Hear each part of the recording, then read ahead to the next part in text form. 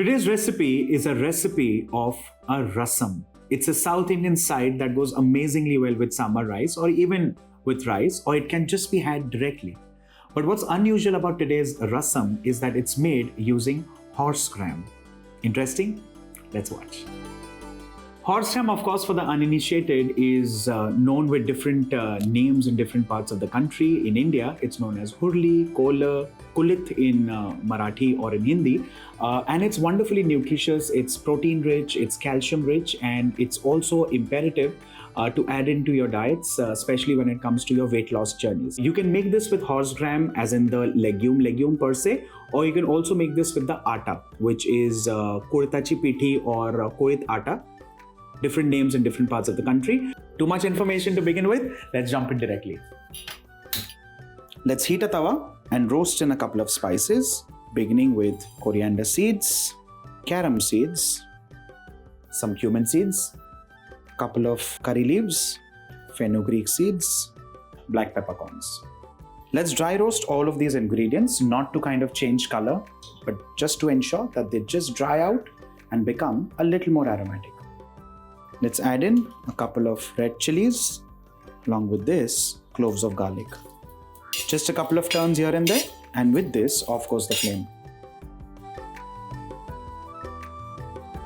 Just sprinkle the atta, which is horsegram atta. This will just ensure that this, if at all is moist by any chance, starts toasting lightly. And because the tawa is off, will of course not get burnt.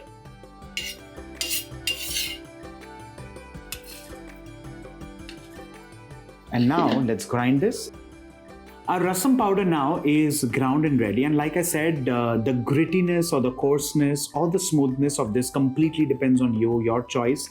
You can make this in a little bit more quantity, and you can keep it refrigerated. You can use it by the spoon whenever you wish and follow this recipe further. Let it come down to room temperature, then you bottle it, cap it nicely, and every time you use this, ensure you use a dry, clean spoon.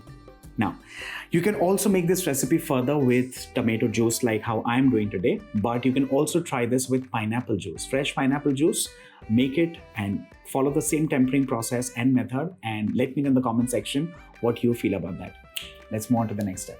We light the flame and start in with ghee. Once the ghee is hot, let's begin with mustard seeds, asafoetida, couple of dried red chillies, couple of curry leaves, and now fresh tomato juice.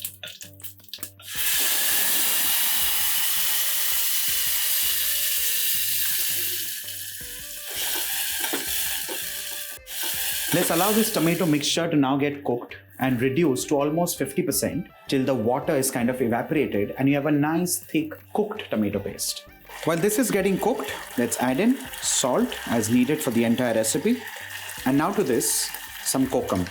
And of course, you can add tamarind in this. To this now, let's add in 2 heaped tablespoons of our rasam powder. And now we need to adjust the consistency with water. But of course, do not add all the water at once. Mix all of this till it becomes lump-free, and then you can build it up.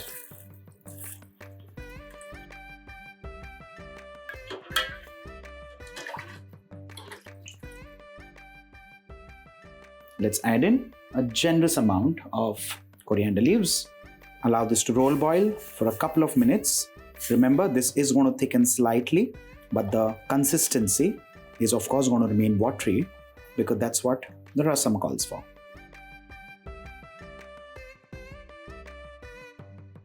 Now a quick taste check. Oof is all I can say. With this, ladies and gentlemen, our Horsegram Rasam or Kollu Rasam or Kulith Rasam or Curried Rasam is done and ready.